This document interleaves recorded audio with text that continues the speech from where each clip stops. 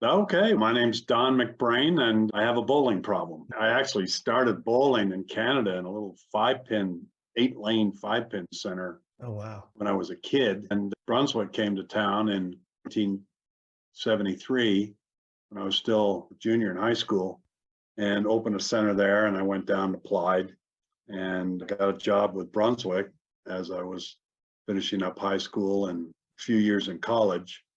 And got involved in their management program and spent a 40-year career with Brunswick. Yeah. I retired in 2013 as Vice President of Operations, Brunswick, for the Brunswick Zone XL brand, Right. which was the large big box facilities that we started building after the turn in bowling, where it became much less focused on leagues and much more focused on how do we get the masses in and Right. not just league bowlers. So we created the Brunswick Zone XL brand, which was bigger, big game rooms, more robust food and beverage, laser tag, split house, so you could still have leagues, but have Cosmic going on the other side, Right. and really get big into group events and heavy open play. Then retired from that from Brunswick in 2013 and started performance entertainment with 3 partners who were developers. So they were people who developed high-end condos and 100-home neighborhoods and commercial buildings, senior assisted living facilities and stuff.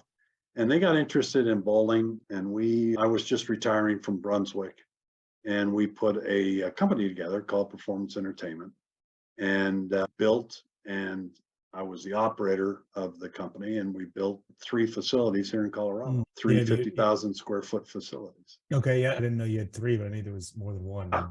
And then I Yeah, guess go ahead.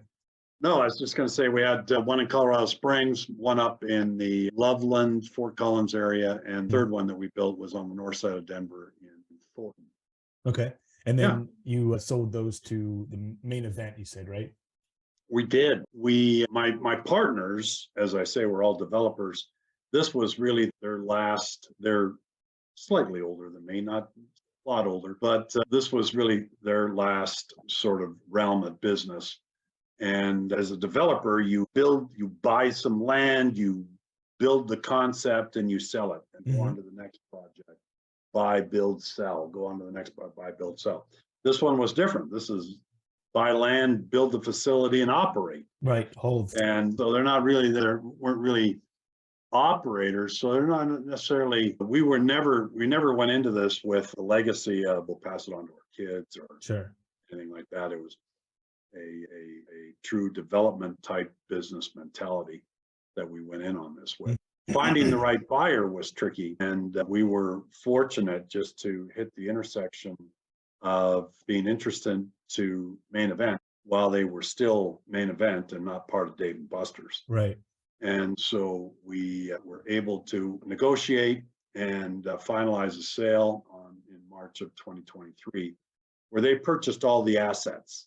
And then I stayed on for a year to sort of assist in the transition and help them understand some of the things that we do in business that maybe they weren't doing, and help them organically with their 50 other operations to pick up some tricks and tips on operating.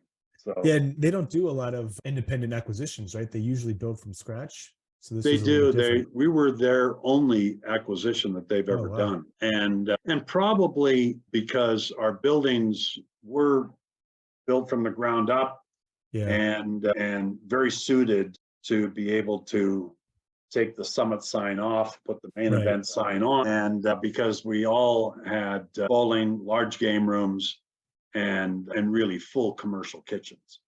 And lots of dining space. So I think that's what made it like a fairly easy acquisition for them. And we owned our real estate, so it was a marriage with their REIT organizations as well. Okay, so you sold both of them. Hey, did you like this video? Great. We make 10 of them a week. Subscribe to learn more and keep learning about what's working in the industry. Talk to you then.